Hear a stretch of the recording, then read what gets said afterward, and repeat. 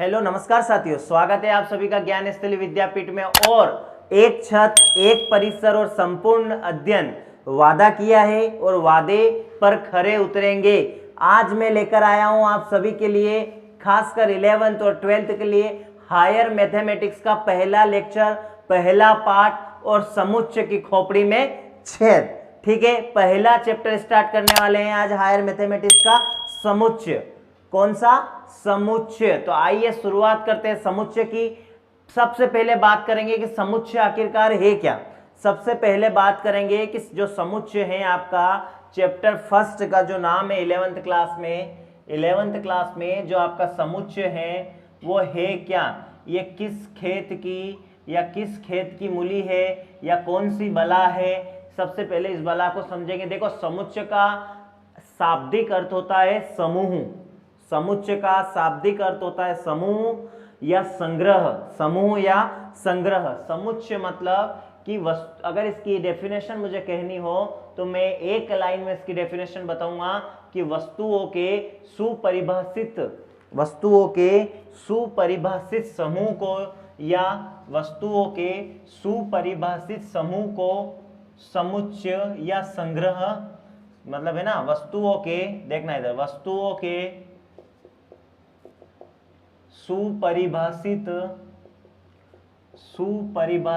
समूह या संग्रह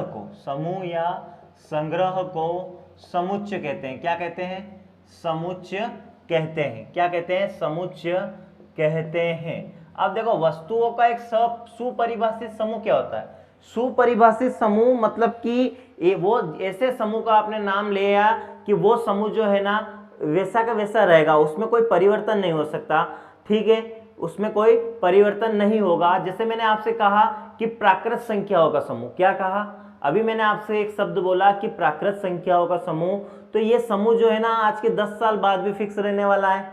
आज के 10 साल बाद भी फिक्स रहने वाला है। तो प्राकृत संख्याओं का समूह का अर्थ हुआ कि मतलब एक से शुरू होकर अनंत तक की जो संख्या है उनका एक सुपरिभाषित समूह बन रहा है ना, कि उसमें 1 2 3 4 5 6 7 8 डैश डैश डैश डैश अनंत तक चल रहे हैं। तो ये एक समूह है प्राकृत संख्याओं का, ये जो एक समूह है क्या है ये, और सुपरिभाषित समूह है। मैं आगे चला और फिर मैंने एक बात की कि कक्षा 11th के बच्चों का समूह, कक्षा 11th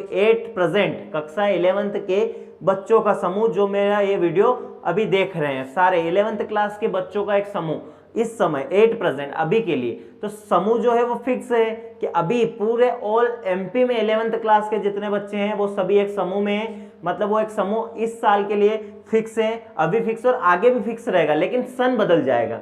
जो आज 11वीं में है वो कल पास होकर 12वीं में चले जाएंगे, लेकिन वो 11वीं में थे ना, रुक जाएंगे वो अलग बात है। पर मुझे नहीं लगता कि अगर आप मेहनत करेंगे तो रुकेंगे। ठीक है ना, और रुकना है नहीं, ना रुकना है ना थकना है, बस चलते रहना है। लाख बार तुम टूटोगे, लाख बार तुम बिखरोगे, पर एक दिन तुम जरूर निखरोगे, एक दिन तुम जरूर निखरोगे। इस बात का मेरा ध्यान रखें। समुच्चय, वस्तुओं के सुपरिभाषित समूह को हम समुच्चय कहते हैं। उदाहरण लेते हैं, जैसे मान लो मैंने कहा प्राकृत संख्याओं का समूह, प्राकृत संख्याओं का समूह। ठीक है, फिर मैंने कहा भारत के राज्यों का समूह, भारत के राज्यों का समूह। ठीक है, भारत के राज्यों का समूह। ठीक है, अब राज्यों का समूह मतलब मान लो जैसे मैंने लिख दिया कि मध्य प्रदेश, ये आपने मैंने कुछ 5 राज्य लिख दिए। क्या लिख दिए? 5 राज्य लिख दिए। उन राज्यों में मैंने एमपी लिख दिया, यूपी लिख दिया, यूके लिख दिया। ठीक है, एमपी, यूके, छत्तीसगढ़ लिख दिया। ऐसे करके डैश डैश डैश, मतलब मैंने अपने भारत में कितने राज्य हैं? 28 है। तो वो 28 राज्यों का जो एक समूह है ना, सुपरिभाषित समूह है अभी तक और आगे भी। अगली बार जब इसमें अगर कोई बढ़ भी जाएगा ना तो यहाँ पर 28 की जगह 29 हो जाएंगे। लेकिन भारत के एक राज्यों का समूह जो है ना वो सुपरिभाषित समूह है, क्योंकि हम सबके नाम लिख सकते हैं कौन कौन से राज्य इसमें आएंगे। ठीक है, मतलब आप समझ रहे होंगे कि समुच्चय क्या है। समुच्चय कुल मिला के एक समूह है, संगठन है। मतलब कि जब हम वस्तुओं के सुपरिभाषित समूह या संग्रह को क्या कहते हैं? समुच्चय कहते हैं। कोई भी समूह हो, गणित में कुछ समूह फिक्स हैं, जैसे प्राकृत संख्याओं का समूह, पूर्णांकों का समूह, ठीक है, परिमेय संख्याओं का समूह, धन पूर्णांकों का समूह, धन परिमेय संख्याओं का समूह, ठीक है ना। तो ये कुछ फिक्स है। अभी मैंने एक एग्जांपल दिया आपके भारत के राज्यों का समूह। इसके बाद अगर मैं लूं तो कि भारत के यूटी का समूह, यूटी मतलब यूनियन टेरिटरेट मतलब केंद्र शासित प्रदेशों का समूह, भारत के केंद्र शासित प्रदेशों का समूह। तो फिक्स है, केंद्र शासित प्रदेश अभी भारत में फिक्स है, तो एक सुपरिभाषित समूह बनेगा, क्योंकि हम सबके नाम लिख सकते हैं। कितने केंद्र शासित प्रदेश हैं? तो क्या 8 केंद्र शासित प्रदेश हैं, तो उन 8 का हम इसमें नाम लिख सकते हैं, ठीक है ना। सुपरिभाषित समूह है। कौन सा समूह है? सुपरिभाषित समूह है। अगला मैंने कहा कि भारत के विश्व धरोहरों का समूह, भारत के छोड़ो, मध्य प्रदेश की बात करते हैं। मध्य प्रदेश के धरोहर का समूह। विश्व धरोहर का समूह क्या होता है कि मतलब ऐसी कुछ धरोहरें या ऐसी कुछ इमारतें या ऐसा कोई स्थान जिसको यूनेस्को ने, जो कि उसकी सूची में शामिल करता है। विश्व धरोहर मतलब उनकी देखरेख जो है वो विश्व स्तर पर होती है। तो मध्य प्रदेश के विश्व धरोहरों की बात करें तो बिल्कुल एक सुपरिभाषित समूह है कि इसमें जो है वो तीन जगह है, 3 स्थल है मध्य प्रदेश के, वो आ रहे हैं विश्व धरोहर में। जैसे बात करें अपने तो सांची का स्तूप, खजुराहो के मंदिर और एलोरा की गुफा, ये तीनों चीज जो है वो इस समूह में आ रही है। तो ये भी एक सुपरिभाषित समूह है, क्योंकि हम इसे पहचानते हैं। हम इसे क्या करते हैं? हम इसे पहचानते हैं, ठीक है। आ रही बात समझ में? नहीं आ रही है? समझ में आ रही है या नहीं आ रही कमेंट बॉक्स में जरूर बताएं, ठीक है। तो ये बात हुई समुच्चय की। सुपरिभाषित समूह या संग्रह को हम क्या कहते हैं? समुच्चय कहते हैं। और प्राकृत संख्याओं का जो समूह है वो हमारा एक समुच्चय है। भारत के राज्यों का जो समूह है वो हमारा समुच्चय है, ठीक है। आ रही है बात समझ में या नहीं आ रही है कमेंट बॉक्स में जरूर बताएं, ठीक है। ये तो हुई समुच्चय की परिभाषा और समुच्चय के कुछ उदाहरण। आगे बात करते हैं हम इस पर बात करेंगे कि देखो गणित में जो है ना कुछ चीजें फिक्स है। जैसे मैं बात करूं अभी आप लोगों के लिए कि कुछ समूह पे बात करते हैं, गणित के कुछ समूहों की बात करते हैं कि जैसे मान लो मैंने कहा कि प्राकृत संख्याओं का समूह। किस समूह की बात कर रहा हूं मैं? प्राकृत संख्याओं के समूह की बात कर रहा हूं। प्राकृत संख्याओं को हम इंग्लिश में कहते हैं, देखो ये जानना बहुत जरूरी है ना, प्राकृत संख्याओं का समूह एक सुपरिभाषित समूह है, ठीक है। प्राकृत संख्याओं के समूह को हम लिखते हैं एन से। किससे लिखते हैं?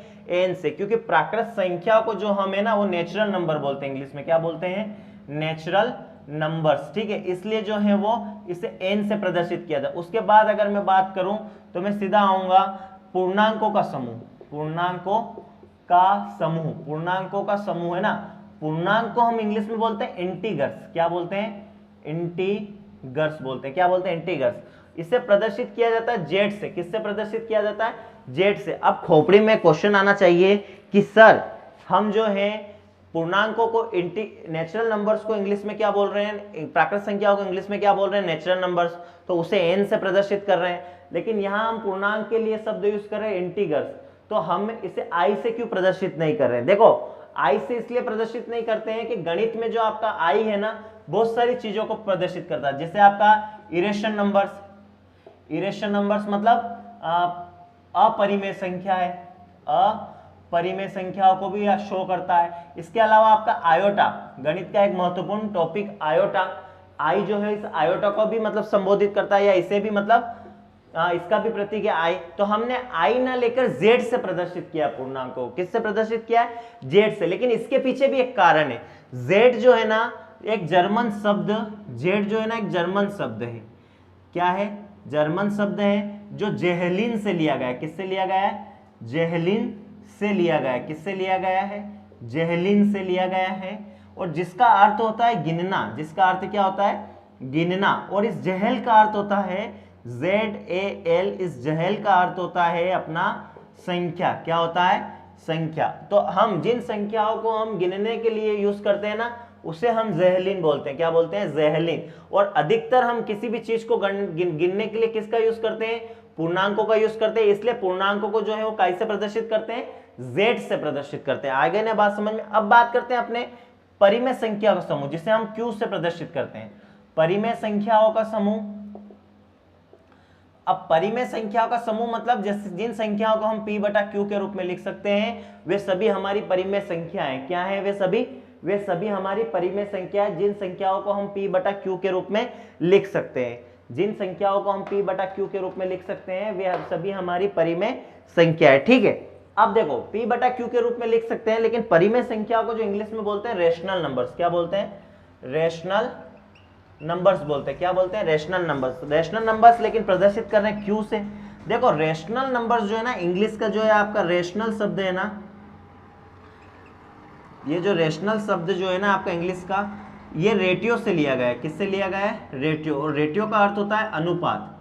रेटियो का अर्थ क्या होता है, अनुपात। और इसी अनुपात को हम इंग्लिश में एक भागफल भी बोलते हैं, अनुपात। जैसे ये अनुपात है 2:3:2, इसे हम लिख रहे हैं 3/2। और ये जो है अगर इसको हल करें तो हमें एक भागफल प्राप्त होता है, ठीक है ना। उस भागफल को हम इंग्लिश में बोलते हैं क्वांटिनेंट। क्या बोलते हैं, क्वांटिनेंट। और इसी क्वांटिनेंट से ये q लिया गया है, जिसे हम परिमेय संख्याओं को q से प्रदर्शित कर रहे हैं, ठीक है। इसके बाद अगर वो बात की जाए तो अपना रियल नंबर्स, वास्तविक संख्याओं का समूह, जिन्हें हम इंग्लिश में बोलते हैं रियल नंबर्स। और रियल नंबर्स को हम r से ही प्रदर्शित करते हैं, ठीक है ना।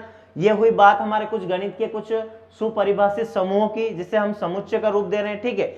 अब बात करते हैं कि जिस समुच्चय को प्रदर्शित कैसे करते हैं, समुच्चय को हम प्रदर्शित किससे करते हैं। कुछ अगर ये स्क्रीनशॉट लेना हो तो ले लो जल्दी से ना, और अगर नोट डाउन किया हो तो नोट डाउन भी कर लो, जल्दी से नोट डाउन कर लो इस चीज को। नोट डाउन कर लिया, स्क्रीनशॉट ले लिया, रफ कर दूं मैं, ठीक है। अब मैं इसे रफ कर रहा हूं, ठीक है ना, ये रफ कर रहा हूं मैं इसको अब, ठीक है। अब बात करते हैं अपने समुच्चय के कुछ पर्यायवाची शब्द भी, मतलब समुच्चय को हम और क्या क्या कह सकते हैं ना। समुच्चय को हम जो है समूह भी कहते हैं, क्या कहते हैं, समुच्चय को समूह भी कहते हैं, संग्रह भी कहते हैं। समुच्चय को हम समूह, संग्रह, जैसे पर्यायवाची शब्द का मतलब तो समझते हो ना, कि शब्द भले अलग हैं लेकिन अर्थ वही है। जैसे जल, जल को हम क्या कह सकते हैं, पर्यायवाची क्या है, जल का नीर। कमल, कमल का पर्यायवाची क्या बनाएंगे, जलज, ठीक है ना। इस प्रकार से समुच्चय का जो ये आपके समुच्चय जो, इसे हम समूह भी कह सकते हैं, क्या कह सकते हैं, समूह। संग्रह भी कह सकते हैं, क्या कह सकते हैं, समूह, संग्रह, ठीक है ना। ये इसके पर्यायवाची शब्द है। अब गणित में जो है ना, किसी भी समुच्चय को हम कैपिटल अक्षर से ही प्रदर्शित करते हैं। किससे प्रदर्शित करते हैं, कैपिटल अक्षर से। जैसे मैंने अभी आपको एक उदाहरण कहा कि देखो, ये एक उदाहरण लिखा मैंने, 2, 4, 6, 8, 10, 12, ये मैंने एक समूह, एक समुच्चय लिख दिया। क्या लिख दिया, एक समुच्चय मैंने आपके सामने लिखा है, ठीक है। अब इस समुच्चय को आपको पहचानना है कि ये काय का समुच्चय, समुच्चय काय का, जल्दी से पहचानो इसको और अपनी कॉपी में नोट डाउन करो। जो मैंने यहाँ पर अभी एक समुच्चय लिखा है, आप इस समुच्चय को क्या नाम दोगे, जल्दी से पहचानो, जल्दी से पहचानो इस समुच्चय को, कि इस समुच्चय को आप जो है आप क्या नाम दोगे, जल्दी, टाइम बहुत कम है ना, टाइम का ध्यान रखिए, जल्दी से पहचानो। देखो इधर ये जो समुच्चय है, इसे हम बोलेंगे कि देखो इधर 2, 4, 6, 8, 10, 12, मतलब ये एक 2 का पहाड़ा लिखा है मैंने, लेकिन 2 के पहाड़े को मैंने 6 बार लिखा है। मतलब हम इस समुच्चय को नाम दे सकते हैं कि 2 के प्रथम 6 गुणज, 2 के प्रथम 6 गुणज, 2 के प्रथम 6 गुणज। देखो 2 के 6 गुणज नहीं लिख सकते ना, 2 के 6 गुणज लिखेंगे तो ये पता सुपरिभाषित नहीं रहेगा, वो फिर सुपरिभाषित समूह नहीं रहेगा, क्योंकि 2 के गुणज तो अनंत है। ये डैश डैश डैश 20 के बाद भी चलता जाएगा, 22, 24, 26, ऐसे करके ये अनंत तक पहुंच जाएगा। कहां तक पहुंच जाएगा, अनंत तक। तो मैंने 2 के प्रथम 6 गुणज क्यों लिखे, कि 2 से स्टार्ट हो रहे हैं और 6 तक जा रहे हैं, मतलब 2 के प्रथम 6 गुणज है, 2, 4, 6, 8, 10, 12, मतलब यहां आके रुक गए, एक सुपरिभाषित समूह है, ठीक है। लेकिन मैं कह दूं कि 2 के 6 गुणज, तो 2 के 6 गुणज जो है वो सुपरिभाषित समूह नहीं है, सुपरिभाषित समुच्चय नहीं है, सुपरिभाषित संग्रह नहीं है। क्यों नहीं है, 2 के 6 गुणज कौन से आपको पता चल पाएगा क्या, लेकिन मैंने जैसे ही यहां पर लिखा कि 2 के प्रथम 6 गुणज, तो आपकी खोपड़ी में एक बात क्लिक करके कि प्रथम में मतलब 2, 4, 6, 8, 10, 12 ही है, ठीक है। लेकिन इस समुच्चय को हम क्या नाम देते हैं, इस समुच्चय को हम किसी भी अंग्रेजी शब्द के कैपिटल अक्षर से प्रदर्शित करते हैं। या तो हम उसे लिख सकते हैं ए, क्या लिख सकते हैं, भले हम उसे बी लिखें, सी लिखें, एक्स लिखें, वाई लिखें, जेड लिखें, लेकिन कैपिटल होना चाहिए। क्या होना चाहिए, कैपिटल। अब जो समुच्चय के अंदर जो है ना, जैसे ये दो, ये तो पूरा एक समुच्चय हो गया, इस समुच्चय को हमने ए नाम दे दिया। जैसे कि हमने कहा कि ये एक मकान है, ये क्या है, एक मकान है, मांगूबा का मकान है। ये किसका मकान है, मांगूबा का। किसका मकान है, मांगूबा का। लेकिन इस मांगूबा के, हम इस मकान को मांगूबा के मकान के नाम से जानते हैं, लेकिन मांगूबा के घर में कौन कौन है, मांगूबा के घर में मांगूबा की औलादे हैं, मांगूबा के पोते हैं, मांगूबा की बहुएं हैं, है ना। ये सब क्या कहलाएंगे, मांगूबा की औलादे, पोते, मतलब मांगूबा का परिवार, मतलब ये सब मांगूबा के अवयव है। ये सब क्या है, मांगूबा के अवयव है। क्या है बच्चों, ये सब मांगूबा के अवयव है। ठीक है, तो समुच्चय के भीतर जो भी संख्या है, या जिन संख्याओं से समूह बना है, या जिन वस्तुओं से समूह बना है, जरूर नहीं संख्या ही हो, वस्तुएं भी हो सकती है। ठीक है ना, वस्तुएं भी हो सकती है, कुछ भी हो सकता है, लेकिन सिर्फ और सिर्फ सुपरिभाषित होना चाहिए। क्या होना चाहिए, सुपरिभाषित, जिसे हम समझ सके, लिख सके। लेकिन मैंने कहा कि प्रथम छिपा दिया और बोला कि 2 के 6 गुणज लिखो। तुम 2 के 6 गुणज कौन से लिख के बताओगे मुझे। गुणज का अर्थ होता है कि जो उस संख्या के पहाड़े में आ रहा है, और ये पहाड़े हमने सिर्फ 2 धाम 20 पर आके रोक दिए हमारे पट्टी पहाड़े में, लेकिन वो 20 पे रुके नहीं है, वो अनंत तक चलता जा रहा है, और वहां तक चलता जाएगा जहां तक आपकी निगाहें नहीं पहुंच रही।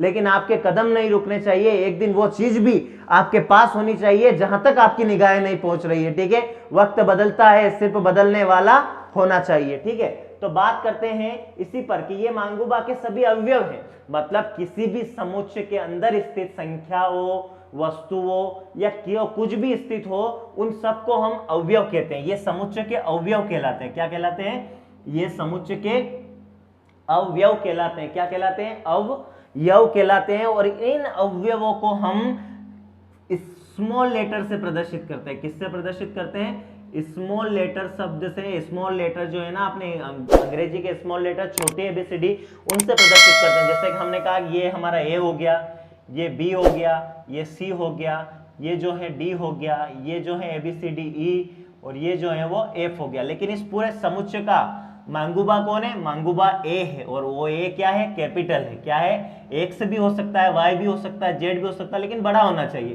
क्योंकि जिसका परिवार होगा वो तो बड़ा ही होगा ना, और ये सब उसके अवयव हैं। ठीक है, तो मतलब ये जो मैंने ABCDEF लिखा है ना, ये सब इसके अवयव कहलाते हैं। क्या कहलाते हैं, अवयव कहलाते हैं। और ये जो है, ये इस समुच्चय के पप्पा हैं, मतलब इन अवयवों के ये जो A है, क्या है, पप्पा है। मतलब ये किसका समुच्चय है, A का समुच्चय। लेकिन A एक समुच्चय है, किसका, उसके लिखेंगे हम कि A एक समुच्चय है। A एक 2 के प्रथम 6 गुणजों का समुच्चय है। प्रथम 6 गुणज का समुच्चय है।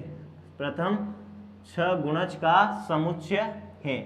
आ रही बात समझ में नहीं आ रही है, ठीक है ना। ये इस समूह का नामकरण ये है पूरा, इस समूह का पूरा नामकरण ये है कि A एक 2 के प्रथम 6 गुणज का समुच्चय है। कुछ नोट डाउन करना हो जल्दी से नोट डाउन कर लो और स्क्रीनशॉट ले लो। सिर्फ स्क्रीनशॉट ही मत लेना है ना, कुछ लिखते भी चलना, ताकि जिंदगी में कुछ चीजें तुम्हारे पास स्थायी तौर पर रहे। ठीक है, आ रही बात समझ में नहीं आ रही है, ये तुमने स्क्रीनशॉट लिया, मैं इसे रब कर रहा हूं। ठीक है, अब देखो, अब बात करते हैं अपने के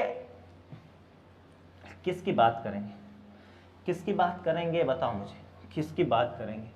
हम किसी की बात नहीं करेंगे ना, हम सिर्फ और सिर्फ समुच्चय की बात करेंगे, क्योंकि अगर किसी और की बात की तो मैं रो दूंगा, है ना, इसलिए हम किसी की भी बात नहीं करेंगे। ठीक है, देखो इधर, अब बात करते हैं हम रतलाम जिले की तहसीलों की बात करते हैं। मैंने लिखा कि रतलाम जिले की तहसीलों का समूह, रतलाम जिले की तहसीलों का समूह।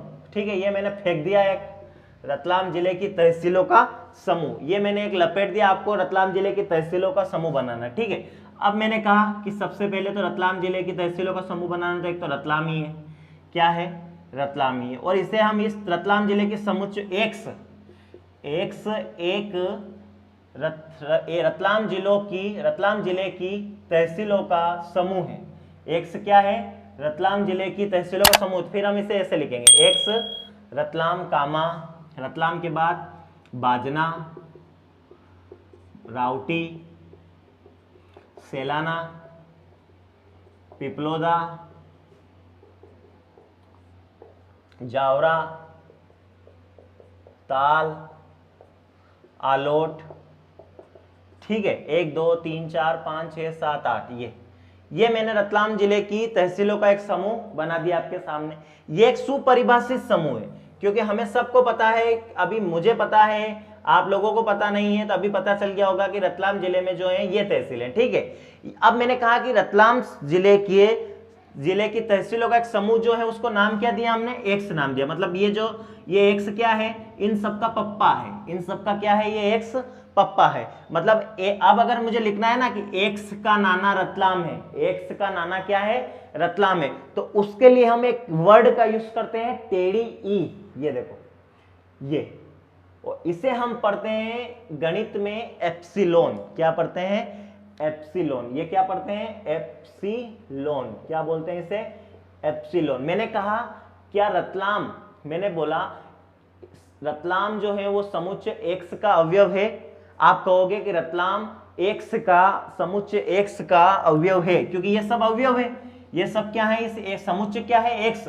लेकिन ये सब जो मैंने अंदर लिख रखे हैं ये क्या है, ये अवयव है। मैंने आपसे पूछा कि रतलाम एक्स का अवयव है, आप कहोगे कि हाँ है सर, रतलाम एक्स का अवयव है, रतलाम एक्स का क्या है, अवयव है। इसी लाइन को गणित की भाषा में किस प्रकार से लिखे हुए, गणित की भाषा में इस प्रकार से लिखेंगे कि Ratlam belongs to X, Ratlam belongs to X. किस प्रकार से लिखेंगे, जल्दी से बता, दिख रहा है ना कौन कौन सी है अपने पास, रतलाम है, बाजना है, राउटी है, सेलाना है, पिपलोदा, जावरा, ताल, आलोट। और इस सब में देखो एक्स मैंने नाम दिया है, इसको समुच्चय को क्या नाम दिया है, एक्स नाम दिया है। क्या नाम दिया है मैंने, समुच्चय को एक्स नाम दिया है। और इस एक्स का मैंने कहा कि रतलाम एक्स का अवयव है कि नहीं है, तो आपने देखा कि हाँ रतलाम एक्स का अवयव है, क्योंकि इस एक्स समुच्चय में रतलाम आ रहा है ना। तो हम इसको कि रतलाम एक्स का अवयव है, इसे हम लिखेंगे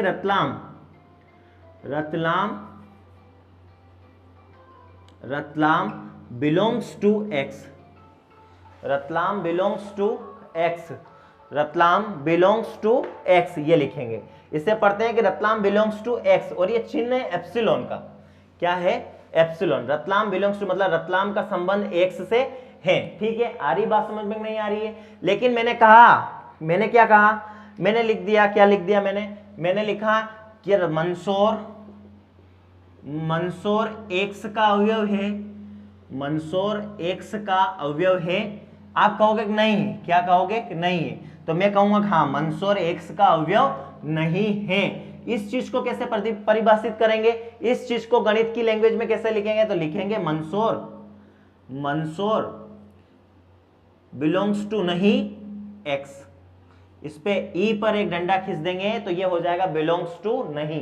मंदसौर एक्स का, इसका मतलब इस गणित में मैंने ऐसा लिखा है, इसका मतलब ये मंदसौर एक्स का अवयव नहीं है। और ये मैंने गणित में जो लिख रखा है इसका मतलब है कि रतलाम एक्स का अवयव है। आगे बात समझ में नहीं आई कि गणित में किसी भी कोई समुच्चय, किसी समुच्चय के अवयव जो है, कोई अवयव जो है उस समुच्चय से संबंधित है या नहीं, उसको किस प्रकार से लिखते हैं। अभी एक और एग्जांपल से समझेंगे, ठीक है ना।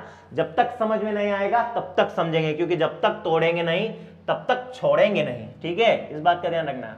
लेकिन कभी कभी छोड़ देना चाहिए ना, कभी कभी छोड़ देना चाहिए यार, फोकट परेशान करने से क्या मतलब, न्यूज हराप लेना है ना। देखो इधर, अब बात करते हैं अपने किस पर, एक चीज और लिखता हूं मैंने कहा, क्या कहा यही तो समझ में नहीं आता है, मैं कब क्या बोल देता हूं। 1 3 5 7 9, डोंट वरी 9 नहीं लिखूंगा मैं, 11 13। ठीक है, क्या लिखा मैंने, ये 1 3 5 7 11 13। अब इसको देखकर आपको क्या लग रहा है, ये कौन सा एक समुच्चय है, आप क्या कहोगे, इस समुच्चय को नाम क्या दोगे। ठीक है, इस समुच्चय को मैंने नाम दे दिया, मान लो ए नाम दे दिया। क्या नाम दे दिया, ए नाम दे दिया। लेकिन वो समुच्चय मैंने काय का लिखा है, क्या सोचकर लिखा है मैंने, ये समुच्चय, ये जो समुच्चय है मैंने क्या सोचकर लिखा है, बताओ जल्दी से बताओ। देखो ये समुच्चय मैंने लिखा है कि प्रथम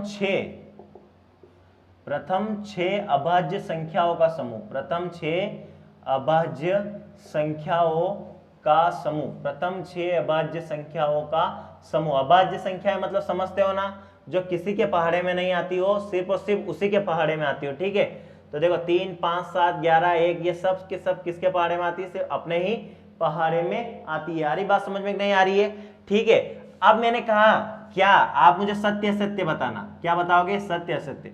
3 बिलोंग्स टू ए, क्या 3 जो है वो ए का अवयव है, 3 जो है वो समुच्चय ए का अवयव है? तो तुम कहोगे सर बिल्कुल ये 3 इसका अवयव है। मैंने कहा 7 बिलोंग्स टू ए, तो तुम कहोगे बिल्कुल सर हाँ है, 7 जो है वो समुच्चय में आ रहा है। आ रही बात समझ में? मैंने लिख दिया कि 9 बिलोंग्स टू ए, तुम कहोगे नहीं सर ये क्या कर रहे हो, ये पाप है। 9 बिलोंग्स टू कहाँ है, देखो ना सर उसमें 9 कहाँ है, नहीं है ना, तो बिलोंग्स टू नहीं, 9 बिलोंग्स टू नहीं ए। आ रही बात समझ में नहीं आ रही है? ठीक है ना। राहुल सर उधर से कैमरे के पीछे से देख रहे हैं और हंस रहे हैं क्या, है ना, लेकिन उनको हंसने दो, ठीक है, अपने अपना काम करते हैं, ठीक है। तो 9 बिलोंग्स टू नहीं ए। आ रही बात समझ में नहीं आ रही है? ठीक है, तो ये देखो, ये अपनों ने समझा कि अवयवों को जब कोई अवयव जो है किसी समुच्चय में, किसी समुच्चय का अवयव है या नहीं, उसे किस प्रकार से लिखते हैं, ये इस प्रकार से लिखते हैं कि 3 जो है वो समुच्चय ए का अवयव है, 7 जो है वो समुच्चय ए का अवयव है, और 9 समुच्चय ए का अवयव नहीं है, क्योंकि उसमें आ ही नहीं रहा है। आगे बात समझ में नहीं आ गई आप लोगों को? ठीक है ना। Just give me some few minutes. मैं बार बार आपने देखा होगा कि मैंने कोष्टक लगाया, लेकिन उन कोष्टक को बाद में मैंने मिटा कर एक मंजिला कोष्टक लगाया। क्या लगाया? मंजिला कोष्टक। ठीक है, अब वो मंजिला कोष्टक क्यों लगाया मैं अब आपको वो समझाऊंगा। ठीक है, ये बात हुई अपने अभी तक। ठीक है, मुझे उम्मीद है कि आप लोगों के सबके समझ में आएगा। अब हम पढ़ेंगे समुच्चय निर्माण की विधियां पढ़ेंगे। क्या पढ़ेंगे? समुच्चय निर्माण की विधियां पढ़ेंगे। ठीक है, समुच्चय निर्माण की विधियां, ये ठीक है। अब समुच्चय निर्माण की विधियां, 2 प्रकार से समुच्चयों का निर्माण किया जाता है। एक तो है रोस्टर विधि। क्या है? एक रोस्टर विधि। और सेकंड क्या है आपकी, पता है आप लोगों को? कमेंट बॉक्स में जल्दी कमेंट करो, सेकंड क्या है, जल्दी बताओ। ठीक है, सेकंड जो है वो आपको अपनी कॉपी में नोट डाउन करनी है। एक मैंने लिख दी रोस्टर विधि, दूसरी क्या है, कभी आपने देखी क्या दूसरी को? एक है समुच्चय निर्माण रूप। क्या है? समुच्चय निर्माण रूप। ठीक है, समुच्चय निर्माण रूप।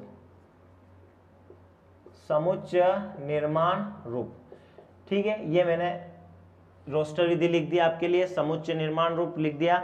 अब समझते हैं रोस्टर विधि को। ठीक है, रोस्टर विधि क्या है? रोस्टर विधि देखो, इस विधि में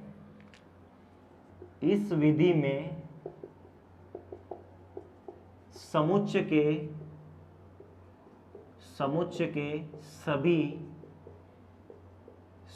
के सभी अवयवों को एक क्रमबद्ध रूप में लिखा जाता है। एक क्रमबद्ध रूप में लिखा जाता है, और प्रत्येक अवयव जो है वो अर्धविराम द्वारा, मतलब कामे द्वारा, किसके द्वारा? कामे द्वारा। कामा जो लगाते हैं ना अपने, ये अर्धविराम द्वारा एक दूसरे से पृथक रहता है।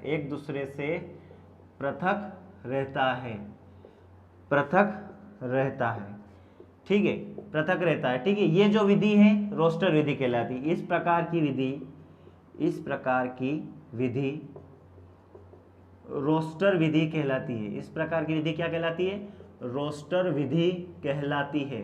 ठीक है, रोस्टर विधि क्या कहलाती है? ये रोस्टर विधि कहलाती है। और सभी अवयवों को, ये बहुत इंपॉर्टेंट चीज है ना, सभी अवयवों को मंझले कोष्टक में, किसमें? मंझले कोष्टक में बंद किया जाता है। मंझले कोष्टक बन रो है ना, मंझले कोष्टक में बंद किया जाता है। ठीक है, मंझला कोष्टक मतलब वो बीच में से भी ये इस प्रकार से और इधर से भी इस प्रकार से। ठीक है, मंझले कोष्टक में बंद किया जाता है। मंझले कोष्टक में बंद किया जाता है। ठीक है, ये है रोस्टर विधि। इसका मैंने आपकी परिभाषा बताई रोस्टर विधि की। ठीक है, जल्दी से स्क्रीनशॉट लो इसका, जल्दी से स्क्रीनशॉट ले लो, फटाक से स्क्रीनशॉट ले लो ना। स्क्रीनशॉट लगाने में टाइम मत लगाओ, स्क्रीनशॉट लेने में टाइम मत लगाओ। ठीक है, अब ये तो बात हुई तुम्हारे रोस्टर विधि की कि इस विधि में समुच्चय के सभी अवयवों को एक क्रमबद्ध में रूप में लिखा जाता है, और प्रत्येक अवयव को अर्धविराम कामे द्वारा एक दूसरे से अर्धविराम द्वारा, ठीक है, अर्धविराम द्वारा एक दूसरे से पृथक रखा जाता है। इस प्रकार की विधि रोस्टर विधि कहलाती है। सभी अवयवों को मंझले कोष्ठक में बंद किया जाता है। ये ऊपर का मीठा गिरा हूं अभी, ताकि तुम्हें ये परिभाषा भी सामने दिखे और तुम समझ सको कि आखिर जो है वो मैं कहना क्या चाहता हूं। मैंने कहा कि देखो, मैंने कहा कि ए एक प्राकृत संख्याओं का समूह है। ए क्या है? प्राकृत संख्याओं का समूह है। ए क्या है? प्राकृत संख्याओं का समूह है, ठीक है। अब तुम्हें खोपड़ी में तुम्हारे संख्या तुमने पढ़ी कि नहीं पढ़ी, एक अलग से वीडियो आएगा जिसमें मैं संख्या के बारे में बताऊंगा कि आखिरकार जैसे ही मैं 9th और 10th क्लास का बहुपद पूरा करवाता हूं, उसके बाद वास्तविक संख्या जो स्टार्ट करूंगा ना मैं 9th और 10th दोनों क्लास में, उससे पहले मैं संख्याओं के बारे में एक वीडियो बनाऊंगा जिसमें संख्या क्या है, कौन कौन सी संख्या है, प्राकृत संख्या, पूर्ण संख्या, वास्तविक संख्या, परिमेय संख्या, अपरिमेय संख्या है, सब सारी संख्याओं का एक ही में भंडारा कर दूंगा, ठीक है ना। उस भंडारे को तुम जरूर इन्वेट मतलब उस भंडारे को तुम जरूर एंजॉय करना, ठीक है ना। ये बात हमेशा ध्यान रखना, ठीक है, क्योंकि चीजें जो है पीछे से ही कुछ चीजें जो हमारी बीत चुकी होती है ना, वो चीजें हमारे लिए बहुत इंपॉर्टेंट रहती है ना, क्योंकि बीता हुआ कल जो है, छोड़ो यार क्या कहूं तुम्हें, ठीक है। चलो, प्राकृत संख्याओं का समूह, ठीक है, प्राकृत संख्याओं का समूह। तो मैंने कहा कि मैंने लिखा ए, ठीक है, और मैंने एक कोष्टक लगाया, और प्राकृत संख्या मतलब जो एक संख्या है एक से स्टार्ट होती है, 1 2 3 4 5 6 dash dash dash dash dash अनंत। ये देखो, मैंने इसको ये समूह तो लिखा, लेकिन इसको बंद काय में किया है, ये मंझले कोष्टक में बंद किया है। काय में बंद किया है? मंझले कोष्टक में बंद किया है। और हर एक मतलब अवयव, ये जो है इस समुच्चय के अवयव है, क्या है ये जो है वो अवयव, और हर एक अवयव को मैंने कामे द्वारा पृथक रखा है। ये जो आपकी विधि है ना, ये कहलाती है रोस्टर विधि। क्या कहलाती है ये कहलाती है रोस्टर विधि कहलाती है, ठीक है। ये आपकी रोस्टर विधि कहलाती है, ठीक है। क्वेश्चन आएगा, मैं बताता हूँ क्वेश्चन किस प्रकार से आएगा, ये मिटा रहा हूं मैं। देखो इधर एक इस रोस्टर विधि का एक नियम है, उसको याद रखना कि रोस्टर विधि में कोई भी अवयव 2 बार नहीं लिखा जाता है। रोस्टर विधि में कोई भी अवयव 2 बार नहीं लिखा जाता है। 2 बार नहीं लिखा जाता है। 2 बार नहीं लिखा जाता है, ठीक है। अभी समझा रहा हूं इस नियम को भी कि रोस्टर विधि में कोई भी अवयव 2 बार नहीं लिखा जाता है। तो सुनो बच्चों, बत्ती गुल हो गई थी। बत्ती गुल होने के बाद एक बार फिर मैं फूल हूं, ठीक है। आओ शुरू करते हैं। अगर रोस्टर विधि में कोई भी अवयव 2 बार नहीं लिखा जाता है, इस नियम से आपने क्या समझा? मान लो मैंने एक शब्द लिखा, क्या लिखा? एक शब्द लिख दिया मैंने कि शैलेंद्र शब्द को रोस्टर विधि द्वारा शब्द का रोस्टर विधि द्वारा समुच्चय निर्माण कीजिए। क्या कीजिए? समुच्चय निर्माण कीजिए, ठीक है। ये फेंक दिया मैंने एक, है ना। जैसे ही मैंने फेंका, तुम्हारा एक विधि का नाम लिखा मैंने, तुम्हें पढ़ा दी रोस्टर विधि, मतलब मंझले कोष्टक में बंद होंगे। एक मान लो इस शब्द के समूह को हमने नाम दे दिया ए, ठीक है। और रोस्टर विधि मतलब कामे द्वारा सब पृथक रहेंगे। और एक और नियम कि रोस्टर विधि द्वारा कोई भी अवयव 2 बार नहीं लिखा जाता है। एस लिखा, एच लिखा, ए लिखा, आई लिखा, एल लिखा, कामा ई लिखा, ठीक है। S H A I L E N D और आर। ए नहीं लिखूंगा, ए क्यों नहीं लिखूंगा? अगर ए लिख दूंगा तो रोस्टर विधि के नियमों का पालन कहां होगा? कोई भी अवयव 2 बार नहीं लिखा जाता। ए आ चुका है, इसलिए ए नहीं आएगा। आगे बात समझ में? ये आपका हुआ रोस्टर विधि द्वारा समुच्चय निर्माण, ठीक है। आपके 1.1 में इसी प्रकार से सवाल होंगे, जिससे मैं अगले लेक्चर में आपको 1.1 करूंगा, ठीक है ना। पूरी एक ही लेक्चर में फिनिश्ड।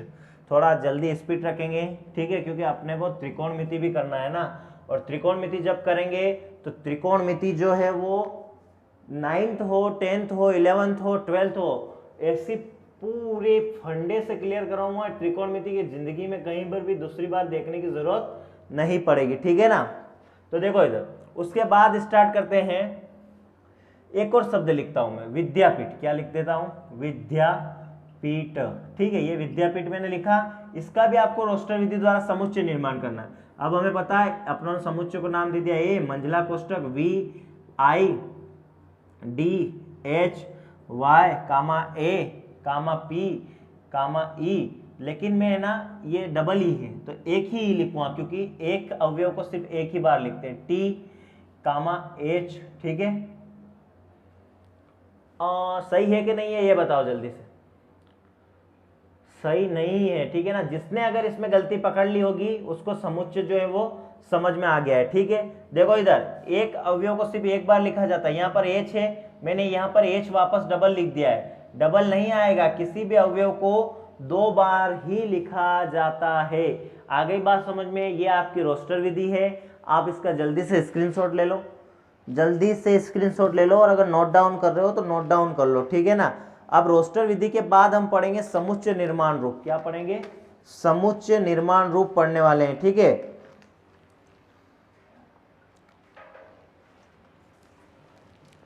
देखो इधर आप स्टार्ट करते हैं अपनी दूसरी विधि, समुच्चय निर्माण करने की दूसरी विधि है समुच्चय निर्माण रूप, ठीक है। समुच्चय निर्माण रूप,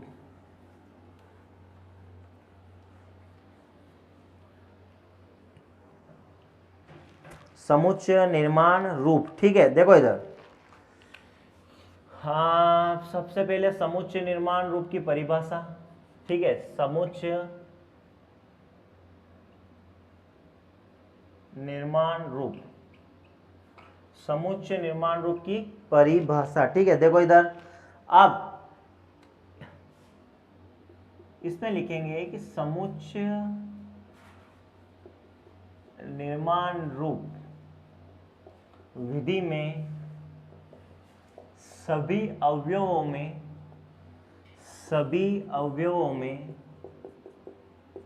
एक उभयनिष्ठ मतलब कॉमन, उभयनिष्ठ या सर्वनिष्ठ या कॉमन संबंध होता है। मतलब सभी में एक किसी न किसी प्रकार से सभी में एक ऐसा संबंध होगा जो उन्हें एक विशेष मतलब एक विशेष दर्जा देगा। क्या देगा? विशेष दर्जा देगा, ठीक है। समुच्चय निर्माण रूप विधि में सभी अवयवों में एक उभयनिष्ठ कॉमन क्या होगा? उभयनिष्ठ कॉमन संबंध होगा और वह संबंध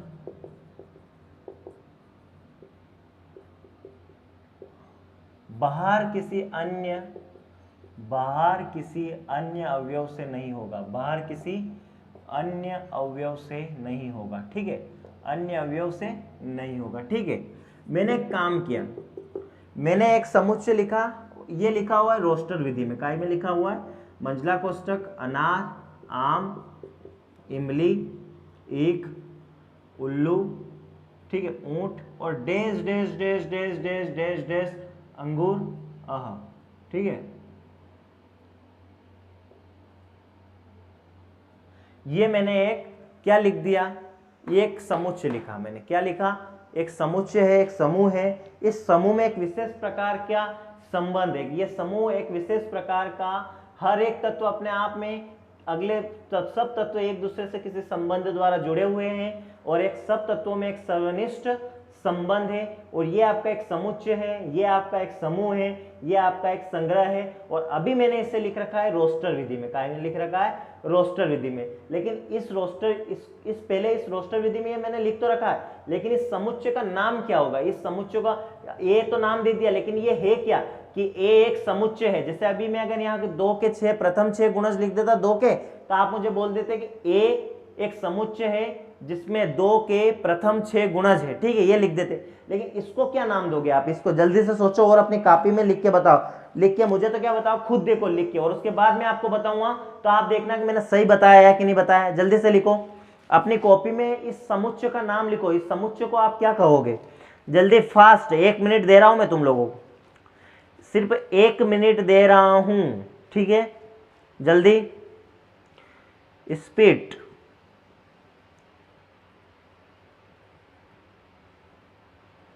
जल्दी लिख लिया? देखो इधर, अब बात करते हैं ये जो समुच्चय मैंने समूह का नाम लिखा ना, ये समूह है आपका कौन सा समूह है? ये समूह है आपका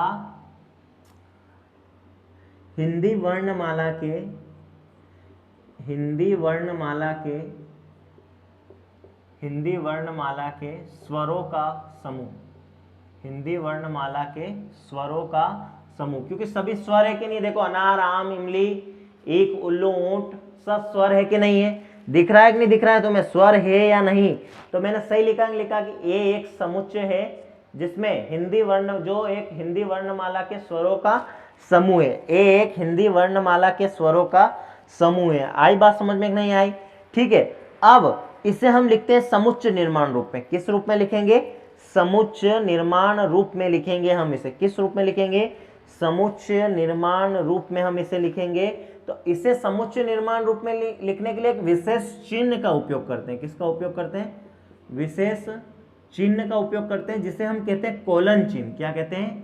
कोलन चिन्ह। कोलन चिन्ह जिसे लिखते हैं इस प्रकार से, जैसे इस समुच्चय को अगर तुम्हें x नाम देना है, क्या नाम देना है? x, तो x अनुपात x, y देना हो तो y अनुपात y, और z अनुपात z, और आगे जो है समुच्चय का नाम है वो तो है इसे अगर तुम्हें इस रोस्टर विधि द्वारा लिखा था मैंने, ये एक समुच्चय, इसे तुम्हें अब परिवर्तित करना है समुच्चय निर्माण रूप में, तो तुम इसे इस टाइप से लिखोगे कि a x अनुपात x, x अनुपात x हिंदी वर्णमाला के स्वरों का समूह है। हिंदी वर्णमाला के स्वरों का समूह है। ये जो मैंने लिखा है ना आपके सामने, ये जो मैंने लिखा है ना x अनुपात x हिंदी वर्णमाला के स्वरों का समूह है, ये जो आपके सामने लिखा है ये समुच्चय निर्माण रूप में लिखा है। किस रूप में लिखा है मैंने? समुच्चय निर्माण रूप में लिखा है। और ये जो x अनुपात x जो मैंने लिख रखा है ना, इसे हम पढ़ते हैं कोलन चिन्ह। क्या बोलते हैं इसे कोलन चिन्ह बोलते हैं। आ रही बात समझ में नहीं आ रही है? ठीक है, स्क्रीनशॉट ले लो जल्दी से इसका। आगे बढ़ता हूं मैं, फिर इसी चीज को दोबारा और कुछ उदाहरणों से मैं इसी चीज को आपको समझाने वाला हूं। ठीक है ना, जल्दी से स्क्रीनशॉट लो इसका। ले लिया स्क्रीनशॉट तुम लोगों ने? तो समझ में आया ना तुम्हारे कि समुच्चय निर्माण रूप किस प्रकार से करते हैं? कि जो आप लोगों को मैंने रोस्टर विधि में ये लिखो, एक समूह लिख के दिया, एक समुच्चय लिख के दिया। इस समुच्चय को सबसे पहले तो आपने पहचाना कि इसमें जो है ना हिंदी वर्णमाला के क्या है? स्वर है, स्वरों का एक समूह है ये हिंदी वर्णमाला के स्वरों का समूह। और इसे लिखने से पहले एक विशेष प्रकार के कोलन चिन्ह का उपयोग करते हैं। क्या बोलते हैं इसे? कोलन चिन्ह। जरूर नहीं कोलन इसे x अनुपात x में ही लिखे, इसे y अनुपात y भी लिख सकते हैं और z अनुपात z भी लिख सकते हैं। ये इसे पढ़ेंगे क्या? इसे पढ़ेंगे हम कि सभी x का समुच्चय, सभी x का समुच्चय जहां x हिंदी वर्णमाला के स्वर है, जहां x हिंदी वर्णमाला के स्वर हैं, इसे क्या पढ़ेंगे? हिंदी वर्णमाला के स्वर है, ये पढ़ेंगे। इस कोलन चिन्ह का मतलब ये होता है कि सभी x का समुच्चय, मतलब इसके अंदर जितने भी अवयव है ना, ये जितने भी स्वर है ना, उसको हमने क्या बोल दिया है? x बोल दिया। उन अवयवों को क्या बोल दिया है? x बोल दिया है। और वो अवयव के सभी x का समुच्चय जहां x हिंदी वर्णमाला के स्वर है। आ गई ना बात समझ में तुम्हारे? यहां अगर y लेता, मैं क्या लेता यहाँ पर? y अनुपात y लेता, तो यहाँ फिर लिखता है y का समुच्चय जहां y हिंदी वर्णमाला के स्वर है। ठीक है, ये समुच्चय निर्माण रूप है। तुमने इसका स्क्रीनशॉट ले लिया है। अभी देखो इधर आगे बात करते हैं। इसे हम बोलते हैं कोलन चिन्ह। क्या बोलते हैं इसे? कोलन चिन्ह। जो एक समुच्चय निर्माण, समुच्चय के कोलन चिन्ह का अर्थ होता है कि मतलब किसी भी समूह को व्यक्त करना। ठीक है ना, गणित में ये इसको अगर इसकी मैं तुम ये क्या लिखा हुआ है अगर मैं हिंदी में बताऊंगा ना, तो ये लिखा हुआ है कि सभी x का समुच्चय जहां x, ये वाला x, जहां x हिंदी वर्णमाला के स्वर है। आगे बात समझे? एक और समुच्चय बनाते हैं, देखो इधर। कभी कभी कभी कभी कभी कभी कभी कभी कभी कभी कभी कभी कभी कभी कभी मेरे मन में ख्याल आता है। देखना इधर है ना, एक और अपने बना रहे हैं। अभी मैंने कहा, एक मैंने लिख दिया आपके सामने कि एक क्या है आपका समुच्चय है, 0 1 2 3 4 5 dash dash dash dash dash Anant. My God, फिर मैंने बड़ा कोष्टक, नोट मंजिला कोष्टक, ठीक है। ओ माय गॉड, क्या हो रहा है ये आज, ठीक है ना, मंजिला कोष्टक है वो। देखो ये मैंने एक रोस्टर विधि में, देखो ये आपकी 1.1 कहीं ना कहीं यही पूरी हो रही है, 1.1 में यही चीजें आपकी, ठीक है। पूरी 1.1 अगले वीडियो में मैं समाप्त कर दूंगा। जब नेक्स्ट 1.1 करने के बाद हम स्टार्ट करेंगे समुच्चय के प्रकार, ठीक है। रिक्त समुच्चय, परिमित समुच्चय, अपरिमित समुच्चय, समान समुच्चय, पूरा टेंशन मत लेना, कोई चीज कहीं नहीं जाएगी, ठीक है। और फिर पढ़ेंगे अपना नेक्स्ट चैप्टर संबंध एवं फलन। संबंध और फलन को हम समझेंगे, उसके बाद हम स्टार्ट करेंगे त्रिकोणमितीय फलन। जब तक मैं आप लोगों को संबंध और फलन अच्छे से नहीं समझा दूंगा ना, तब तक आपको ये फलन को जो है ना, ये फलन का फंडा समझ में आने ही वाला नहीं है, ठीक है। फलन क्या है, संबंध क्या है, ये सब चीजें पढ़ने के बाद हम चलेंगे उधर त्रिकोणमिति में घुसेंगे, जहां संबंध एवं फलन जो है वो 12th क्लास में भी है, और वहां संबंध और फलन को समझना बहुत जरूरी है, ठीक है। क्योंकि कुछ नहीं है 11th और 12th में, सिर्फ फलन फलन फलन फलन फलन। और अगर ये फलन फलन फलन हमारे समझ में नहीं आया तो फलाना भी समझ में नहीं आएगा, ठीक है ना। और फिर हमारे हाथ में सिर्फ और सिर्फ ढिमका रह जाएगा। क्या रह जाएगा? ढिमका, ठीक है ना। तो बात करते हैं अपने इस पर। ये देखो मैंने एक लिखा 0 से स्टार्ट की और अनंत तक ये गिनती जा रही है। अब आपको अगर संख्याओं का ज्ञान है तो आप इसको लिख दोगे कि एक समुच्चय है, एक सभी पूर्ण संख्याओं का समुच्चय, एक सभी पूर्ण संख्याओं का समुच्चय। क्योंकि जब प्राकृत संख्याओं में शून्य को सम्मिलित कर लिया जाए तो समूह किसका बन जाता है?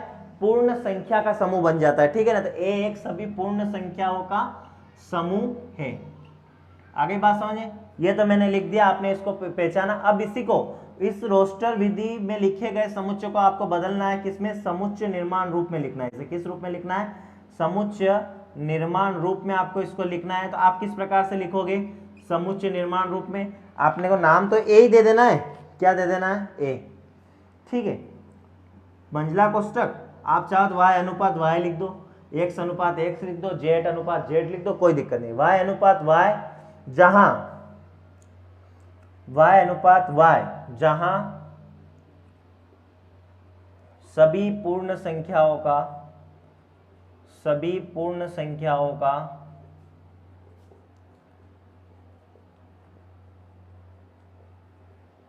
समूह, ठीक है। आई बात समझ? इसका मतलब क्या हो गया कि y एक समुच्चय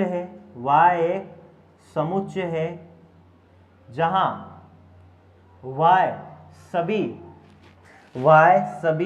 पूर्ण संख्या है, जहां y सभी क्या है? पूर्ण संख्या है। तो उम्मीद है आप लोगों को यहां तक मैं आपको लेकर आया हूं समुच्चय निर्माण की वीडियो तक, आपको ये सब बिल्कुल आपकी खोपड़ी में फिट हुआ होगा। और अब हम इस लेक्चर के बाद करने वाले हैं 1.1। लेकिन एक और बात, कृपया कर अगर आप इस चैनल पर विजिट कर रहे हैं, क्या कर रहे हैं? विजिट कर रहे हैं, आ रहे हैं, देख रहे हैं और देखकर सिर्फ जा रहे हैं, तो एक काम और कर दीजिए, जाते जाते सिर्फ और सिर्फ उसमें जो सब्सक्राइब का बटन है ना, लाल बटन, उसको क्लिक कर देना, बेल आइकन दबा देना। और लाइक भले मत करो तो कम से कम सब्सक्राइब तो कर लो। सारे वीडियो आएंगे तो तुम्हें ढूंढना नहीं पड़ेंगे, वो डायरेक्ट आपके इनबॉक्स में, जो यूट्यूब इनबॉक्स है वहां पर सब्सक्रिप्शन में आ जाएंगे। फिर देखते रहना, भाई लाइक मत करना पर कम से कम सब्सक्राइब तो कर लो, जिससे कि एक कोई सा भी वीडियो आएगा तो आपके पास फिर स्पीडली नोटिफिकेशन आ जाएगा। आई बात समझ में? उम्मीद है आप लोगों को ये पसंद आया होगा। हायर मैथमेटिक्स बिल्कुल टू द पॉइंट, हर एक चीज को धीरे चलूंगा पर हर एक चीज को बिल्कुल क्लियर करते हुए चलूंगा, ठीक है। आई बात समझ में? ये समुच्चय निर्माण की विधियां मैंने बताई, समुच्चय क्या है सब कुछ बताया है। अगला हम 1.1 करेंगे, उसके बाद हम समुच्चय के प्रकारों पे चले जाएंगे, ठीक है। तो wish you very best of luck for your future. अपना ध्यान रखें, अपने माता पिता का ध्यान रखें, अपनी पढ़ाई का ध्यान रखें, और अपने आसपास के जो वातावरण है उसमें अगर कोई हानिकारक तत्व है तो उन हानिकारक तत्वों को इग्नोर करें, ठीक है ना। बस सिर्फ और सिर्फ अपने लक्ष्य, अपने टारगेट पर ध्यान दें, ठीक है। फिर मिलेंगे अगली बार। Good bye, tata, see you again, ठीक है।